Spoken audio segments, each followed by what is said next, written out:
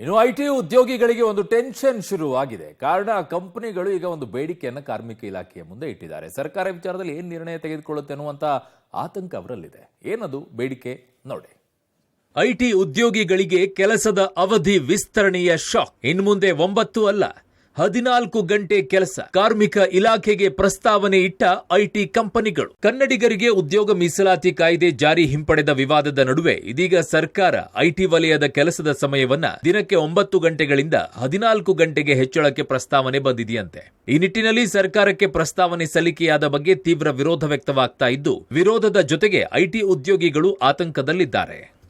ಸಮಯ ವಿಸ್ತರಣೆ ಬಗ್ಗೆ ಕಾಯ್ದೆಗಳಿಗೆ ತಿದ್ದುಪಡಿ ತರುವಂತೆ ಕಾರ್ಮಿಕ ಇಲಾಖೆಯ ಮೂಲಕ ಹಲವು ಐಟಿ ಕಂಪನಿಗಳು ಸರ್ಕಾರಕ್ಕೆ ಪ್ರಸ್ತಾವನೆಯನ್ನ ಸಲ್ಲಿಸಿದ್ವು. ಅದರಂತೆ ಕಾರ್ಮಿಕ ಇಲಾಖೆ ಕೂಡ ಈ ಬಗ್ಗೆ ಸರ್ಕಾರದ ಜೊತೆಗೆ ಚರ್ಚಿಸಿ ಯೋಜನೆ ಜಾರಿ ಸಂಬಂಧ ನಿರ್ಧಾರಗಳನ್ನು ಕೇಳಲು ಸಮಯಾವಕಾಶ ಕೇಳಿತ್ತು. ಸದ್ಯ ಈ ಬೆಳವಣಿಗೆಗಳು ಆರಂಭವಾಗುತ್ತಿದ್ದಂತೆ ಬೆಂಗಳೂರಿನ 20 ಲಕ್ಷಕ್ಕೂ ಹೆಚ್ಚಿನ ಐಟಿ ಉದ್ಯೋಗಿಗಳು ಆಕ್ರೋಶದ ಜೊತೆಗೆ ಆತಂಕವನ್ನ ವ್ಯಕ್ತಪಡಿಸಿದ್ದಾರೆ. ಈಗಾಗಲೇ ನಿತ್ಯ 9 ರಿಂದ 10 ಗಂಟೆಗೂ ಅಧಿಕ ಕೆಲಸ ಮಾಡ್ತಾ ಇರುವ ನೌಕರರು ಅನೇಕ ಒತ್ತಡವನ್ನ ಎದುರಿಸುತ್ತಿದ್ದಾರೆ. ಇದರ ಮಧ್ಯೆಯೂ ಸಮಯ ವಿಸ್ತರಣೆ ಹೆಚ್ಚಿಗೆ ಮಾಡಿದ್ದಲ್ಲಿ ಮಾನಸಿಕವಾಗಿ ಮಾತ್ರವಲ್ಲದೆ ದೈಹಿಕವಾಗಿ ಆರೋಗ್ಯದ ಮೇಲೆ ಪರಿಣಾಮ ಬೀರಲಿದೆ. ಹೀಗಾಗಿ ಸರ್ಕಾರ ಕಾನೂನು ಜಾರಿಗೆ ತರಬಾರದು ಅಂತ ಐಟಿ ನೌಕರರ ಸಂಘ ಮತ್ತು ಉದ್ಯೋಗಿಗಳು ವಿರೋಧವನ್ನ ವ್ಯಕ್ತಪಡಿಸ್ತಾ ಇದ್ದಾರೆ. ಈಗಾಗಲೇ 8-9 ಗಂಟೆ ಕೆಲಸ ಮಾಡುವಂಥ ನಾವು ನಮಗೆ ಎಂಥ ಇಶ್ಯೂ ಇದೆ ಅಂತೇಳಿ ನಮ್ಗೆ ಕ್ಲಿಯರ್ ಆಗುತ್ತಿದೆ. ಐ ಟಿಯಲ್ಲಿ ವರ್ಕ್ ಮಾಡುವವರಲ್ಲಿ 55% ಜನರಿಗೆ ಡಿಪ್ರೆಷನ್ ಅಂತಹ ಮೆಂಟಲ್ ಹೆಲ್ತಿಂದ ಈಗಾಗಲೇ ಬಳಲ್ತಿದ್ದಾರೆ. ವಿಟಮಿನ್ ಡಿ ಡೆಫಿಷಿಯನ್ಸಿ ಅಂತ ತುಂಬ ಇಶ್ಯೂಸಿಂದ ಇದು ಮಾಡ್ತಿದ್ದಾರೆ. ಇದು ಐ ಟಿಯಲ್ಲಿ ಈಗಾಗಲೇ ಇರುವಂಥದ್ದು. ಈಗ ನಾವು 14 ಗಂಟೆ ಅಂತೇಳಿ ಮಾತಾಡುವಂಥದ್ದು ಅದರ 1.5-2 ಪಟ್ಟು ಜಾಸ್ತಿ ಇದೆ. 14 ಗಂಟೆ ಅಂತ ಮಾತಾಡುವಾಗ 3 ಶಿಫ್ಟಿನ ಅಗತ್ಯ ಬರಲ್ಲ, 2 ಶಿಫ್ಟಿನ ಅಗತ್ಯ ಬರಲ್ಲ. ಸೊ ಇದರಲ್ಲಿ 3ರಲ್ಲಿ 1 ಜನರ ಇದು ಕೆಲಸ ನಷ್ಟಪಡುವಂಥ ಸಾಧ್ಯತೆ ಇದೆ. ಇರುವ ಜನರನ್ನು ಜಾಸ್ತಿ ಇದು ಪ್ರೆಷರಲ್ಲಿ ವರ್ಕ್ ಮಾಡಿಸಿ ಜಾಸ್ತಿ ಲಾಭ ತೆಗೆಯುವಂಥ ಪ್ರಯತ್ನ ನಡೀತಿದೆ. ಸೊ ಇದನ್ನು ಯಾವ ಕಾರಣಕ್ಕೂ ಆಕ್ಸೆಪ್ಟ್ ಮಾಡಲಿಕ್ಕಾಗಲ್ಲ. ರೀಸೆಂಟ್ ಆಗಿ ಸರ್ಕಾರ 14 hours ವರ್ಕಿಂಗ್ ಅನ್ನೋದನ್ನು ಜಾರಿಗೆ ತರ್ತಾ ಇದೆ ಐ ಟಿ ಎಂಪ್ಲಾಯೀಸಿಗೆ. ಸೊ ಇದರಿಂದಾಗಿ ನಾನಾ ಥರ ತೊಂದರೆ ಆಗುತ್ತೆ ನಮಗೆ. ಯಾಕಂದರೆ ಆಲ್ರೆಡಿ ನಾವು 8 ರಿಂದ 10 ಅವರ್ ವರ್ಕ್ ಮಾಡ್ತಾ ಇದ್ದೀವಿ. ಇವಾಗ 14 ಅವರ್ ವರ್ಕ್ ಮಾಡಬೇಕು ಅಂತಂದರೆ ಅವರಿಗೆ ಫ್ಯಾಮಿಲಿ ಟೈಮ್ ಕೊಡೋಕ್ಕಾಗಲ್ಲ, ಪರ್ಸ್ನಲ್ ಟೈಮ್ ಕೊಡೋಕ್ಕಾಗಲ್ಲ, ಮತ್ತು ನಾನಾ ಥರದ ಹೆಲ್ತ್ ಇಶ್ಯೂಸ್ ಆಗುತ್ತೆ. ಸರ್ಕಾರ ಈ ರೂಲ್ಸ್ನ ಜಾರಿಗೆ ತರೋಕ್ಕೆ ಅನುಮತಿ ಕೊಡಬಾರ್ದು. ಸದ್ಯ ಈ ಬೆಳವಣಿಗೆ ರಾಜಕೀಯ ತಿರುವು ಪಡೆದುಕೊಂಡಿದೆ.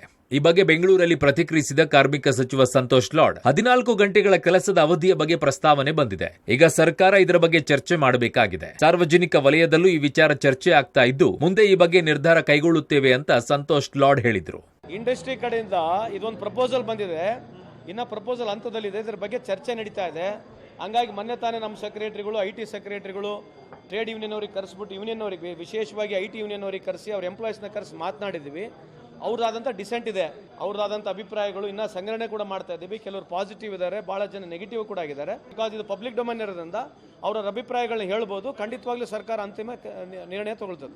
ಸರ್ಕಾರದ ಪ್ರಸ್ತಾಪಕ್ಕೆ ವಿರೋಧ ಪಕ್ಷಗಳು ಅಸಮಾಧಾನವನ್ನ ವ್ಯಕ್ತಪಡಿಸಿವೆ. ಇದು ಸೂಕ್ತವಾದ ನಿರ್ಧಾರವಲ್ಲ. ಬಿಜೆಪಿ ಸರ್ಕಾರದ ಅವಧಿಯಲ್ಲಿ 2 ಶಿಫ್ಟ್ನಲ್ಲಿ ಕೆಲಸ ಮಾಡಿಕೊಳ್ಳೋದಕ್ಕೆ ಕೇಳಿದ್ರು. ವಾರದಲ್ಲಿ 48 ಗಂಟೆ ಕೆಲಸ ಮಾಡಬೇಕು. ಇದನ್ನೇ ನಮ್ಮ ಸರ್ಕಾರದಲ್ಲಿ ಮಾಡಿದ್ವಿ. ವಾರದ ಕೆಲಸದ ಅವಧಿ 48 ಗಂಟೆಗಳಿಗೆ ಮೀರಿರಬಾರದು ಅನ್ನೋ ನಿಯಮ ತಂದ್ವಿ. ಈಗ 14 ಗಂಟೆಗಳ ಕೆಲಸದ ಬಗ್ಗೆ ಯಾರು ಪ್ರಸ್ತಾಪಿಸಿದ್ರೋ ಗೊತ್ತಿಲ್ಲ. ಅದು ಹೇಗೆ ಸಾಧ್ಯ? ಇದನ್ನ ನಾವು ಒಪ್ಪೋದಿಲ್ಲ. ಉದ್ಯೋಗಿಗಳಿಗೆ ಇದರಿಂದ ಒತ್ತಡ ಹೆಚ್ಚಾಗುತ್ತೆ ಅಂತ ಬೆಂಗಳೂರಲ್ಲಿ ಶಾಸಕ ಅಶ್ವತ್ಥ ನಾರಾಯಣ್ ಕಿಡಿಕಾರಿದ್ದಾರೆ. 2 ಶಿಫ್ಟ್ ಅಲ್ಲಿ ಕೆಲಸ ಮಾಡಲಿಕ್ಕೆ ಇಂಡಸ್ಟ್ರಿಗಳಲ್ಲಿ ಕೇಳ್ಕೊಂಡಿದ್ರು, ಎಲೆಕ್ಟ್ರಾನಿಕ್ ಇಂಡಸ್ಟ್ರಿನಲ್ಲಿ ವಿಶೇಷವಾಗಿ. ಆ ಎಲೆಕ್ಟ್ರಾನಿಕ್ ಇಂಡಸ್ಟ್ರಿ ಇಡೀ ವಿಶ್ವದ ಜೊತೆಯಲ್ಲಿ ನಾವು ಸ್ಪರ್ಧೆಯನ್ನು ಮಾಡ್ತಿರ್ತೀವಿ. ಯಾಕಂದ್ರೆ ಕಾಸ್ಟ್ ಮತ್ತು ಏನು 12 ಅವರ್ ಶಿಫ್ಟ್ ಅಲ್ಲಿ ಕೆಲಸ ಮಾಡಿದ್ರು ವಾರದಲ್ಲಿ 48 ಗಂಟೆಗಿಂತ ಹೆಚ್ಚು ಕೆಲಸ ಮಾಡಂಗಿಲ್ಲ.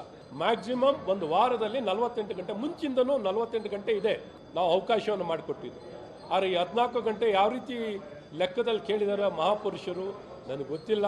ಈ ರೀತಿ ಇದು ಅವೈಜ್ಞಾನಿಕವಾಗಿದೆ. ಐಟಿ ಉದ್ಯೋಗಿಗಳಿಗೆ ಸಮಯ ವಿಸ್ತರಣೆಯಾದ್ರೆ ನಿಜಕ್ಕೂ ನೌಕರರು ಮತ್ತಷ್ಟು ಒತ್ತಡಕ್ಕೆ ಒಳಗಾಗಬೇಕಾದ ಪರಿಸ್ಥಿತಿ ಎದುರಾಗಬಹುದು. ಸರ್ಕಾರ ಈ ಎಲ್ಲ ಅಂಶಗಳನ್ನ ಗಮನದಲ್ಲಿಟ್ಟುಕೊಂಡು ನಿರ್ಧಾರಗಳನ್ನ ಕೈಗೊಳ್ಳಬೇಕಿದೆ. ಇದೇ ಬುಧವಾರ ಕಾರ್ಮಿಕ ಇಲಾಖೆ ಸಚಿವರ ಜೊತೆಗೆ ಐಟಿ ನೌಕರರ ಅಸೋಸಿಯೇಷನ್ ಸಭೆ ಮಾಡಲಿದ್ದು, ಸಭೆ ಬಳಿಕ ಏನಾಗಲಿದೆ ಅನ್ನೋದನ್ನ ಕಾದ್ ನೋಡಬೇಕಿದೆ. Raghu Mariswamy, metro bureau, public TV, Bengaluru.